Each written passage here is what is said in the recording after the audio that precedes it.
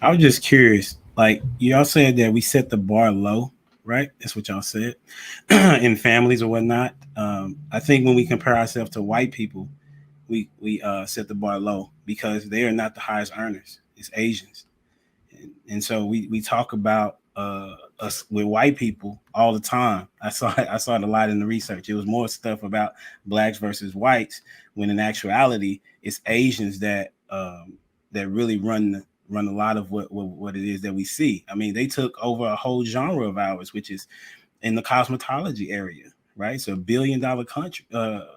Billion-dollar companies, right?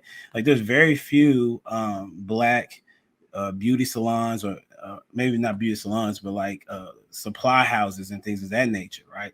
So it's important for us to realize that there's not just a certain, it's not just white people that we should be comparing ourselves to if we're going to compare ourselves, right? Why not compare yourself or ourselves to the people that are doing it the greatest if we have to compare ourselves, right? And in my estimation, I don't want to compare myself to nobody, right? I want to have my own set of goals, and I want to reach those goals, which determines my success. That's really what we should be kind of teach. Like, what is it that you want to accomplish? And then let's see how you can accomplish those things. We talked about on King Talk about having SMART goals. Like, kids don't understand goals, adults don't understand goals.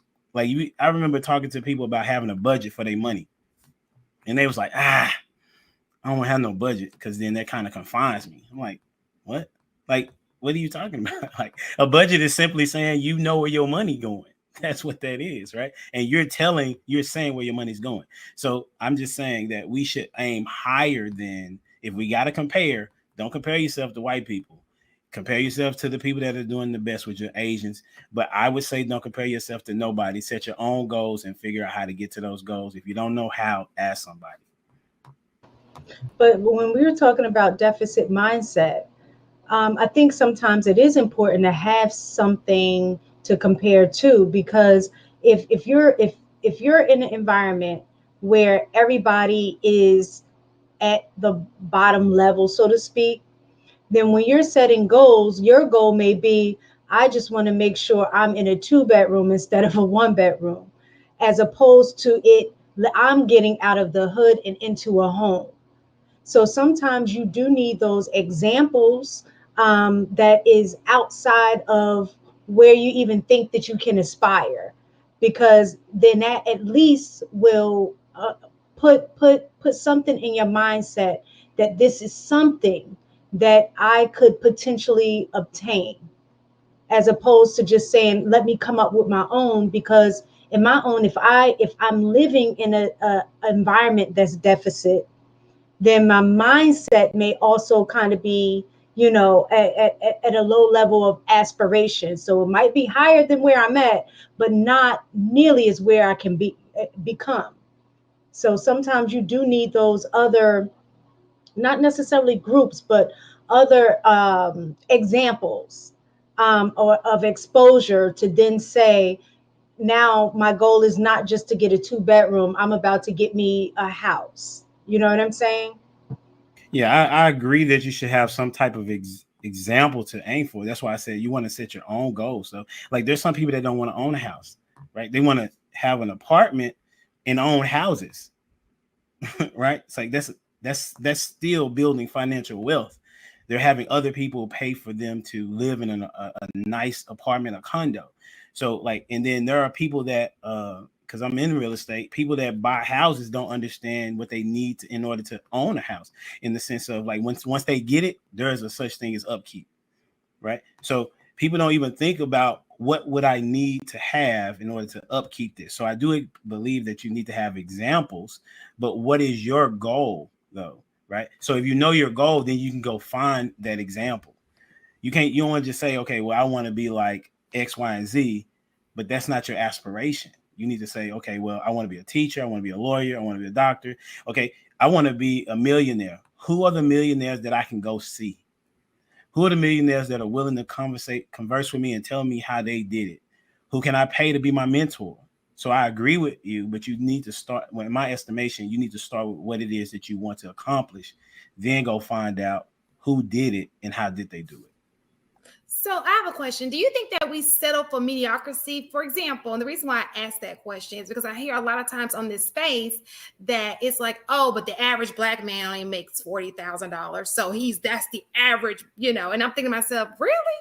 Like, you're doing it because the average man does it. You don't want better for yourself and your kids, So do you think that we just settle for average or, because I always compare myself to other people. I don't look at my race. If another woman is doing something, I'm going to compare myself to. It's just not a race thing.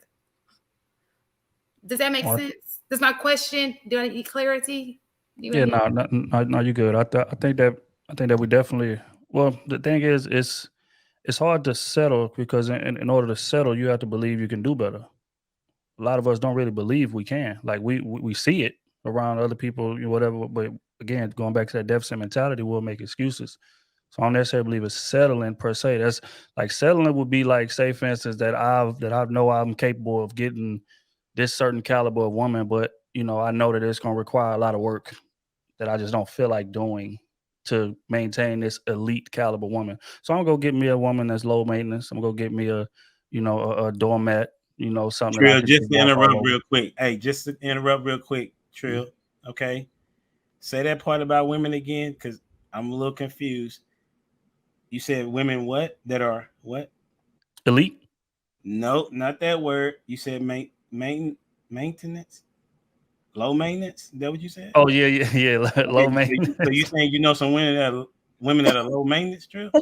Sure. Okay, What okay. are Sure. you? All But right. I think we will first have to determine what My somebody. bad. I didn't interrupt, but I couldn't get past it to hear what else you had to say. I'm Nah, low maintenance. That's my yeah. fault, Trill. I apologize. Nah, you are good. But in terms of low maintenance, you know what? While we here, let's expound upon that. Right? Low maintenance meaning the amount of effort that you require from me. Let's be honest here. If we out there in this dating world and you got any type of experience, you know that there's certain women that you can get the ass by just inviting her over to your crib to watch Netflix. So you pulling up to her crib. After on the second time y'all talking, you can just get the ass right there, right? And then there's other women who's like, that's not happening. We're gonna go on a real date. We're gonna go through this process the right way. I'm not a just pull up at 3 a.m. type of chick. So what I mean by low maintenance is the effort required for you to get what the goal is. Oh man, the goal is sex. Let's be honest here. Everything else is luxury on the back end. That's just real. But in terms of getting that, again, there are women that are low maintenance and there are women that are elite. And I say it all the time. Men approach those women differently because we can definitely tell what's going to be more work and what's going to be okay. I could just hit her anytime, 3 a.m., 4 a.m. She may be asleep. She gonna get up. Yeah, I'm up. Come on over. And it's just you over there, you do your thing, and then you put your clothes on and go home. It ain't even damn near a hug goodbye. It ain't none of that. It's I appreciate you. I'm out. You know what I'm saying? It's that. But again, there's a elite caliber woman that's gonna require you to go through things in the proper way, to take the proper steps. Prove to me that you're gonna be consistent. Prove to me that you are a man worth me even spending my time with. You know what I'm saying? So yeah, so that would be that. But I forgot the context that I was using it in because I got sidetracked by humble dad. But it's all good. We definitely settle for mediocrity, but let's be fair and look at the other side of the coin. Sometimes we're not given a fair chance. Just in general, for example, I think humble dad brought up Asians. Well, how many Asians? What do Asians pay for their lease space for their nail salons? Uh, what do they pay? What does a black owner pay? What is the interest rate for a black entrepreneur versus an Asian entrepreneur? Asian entrepreneurs may get what tax free. What does the black entrepreneur pay? Sometimes we're not given a fair chance. Sometimes we need to be in a position to own things, have black owned banks so that we can give other black people fair opportunities and level the playing field. We've got to put ourselves in position to help one another out. But sometimes we get in positions or we don't support one another. So do we settle for mediocrity? Sometimes, depending on the situation. But we also aren't always given a fair chance also. So we have to look at both sides of the equation. I would say yes, we are interested in more of mediocrity than anything else, and I think that's mainly because similar to what Trill was saying, you know, heavy is the head that wears the crown.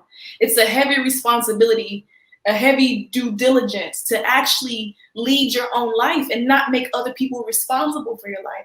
A lot of people don't want to walk that path because the responsibility of freedom, of your own personal liberation, that's a very, very tiring journey because you don't get to rely on other people. You don't get to blame other people. It's all on you, and you have to figure that out. And a lot of people aren't ready for that type of lifestyle. Like we say as a community, oh yeah, we want to be free and this, that, and the fourth, and yada, yada, yada. But when it comes time to actually take care of business and do what we have to do, are we really prepared for that? And I don't think we are. You know, when it comes to leadership, like being a leader means that you may walk a journey all by yourself. You may live a very lonely life, and a lot of people don't want to do that. We have people who are afraid of being judged by others, so they won't step into that leadership position because they don't want to be ridiculed. We have people who are I call us reluctant messiahs. Like we know we could do it, but we're just so like, make somebody else do it. This is why we have in conversations, oh yeah, well, they should be leaders. You should be doing this. You should be doing that. No one's ever pointing the finger back at themselves and saying, what can I do? It's more or less, well, what are you doing? You know, it's never really just you thinking for yourself on what you should be doing to help better yourself as well as your community, excuse me. It's more of, we're just afraid to do it because once you start, you can't stop. Once you have a whole team of people that's looking to you to make sure you're going to take care of business, you can't just not do it because it's too tiring or it's too hard today. You got to keep going. And a lot of us don't have a fortitude to put in the effort, which is why we point at other people to do it for us. Because once you step into that space and you're responsible, you have to be responsible. And a lot of people don't want to be responsible. A lot of people don't want to be blamed for something. They want to be as hands-off as possible, but they still want to reap whatever benefits comes from if you were actually in that position, right? And so the reason why a lot of us are cool with just being mediocre is because it doesn't require us to actually work hard. We just get to sit there and be blameless. We get to be a victim if we want to be, and then that becomes that. And for some people, that's okay. But for the collective, we got to get out of that space.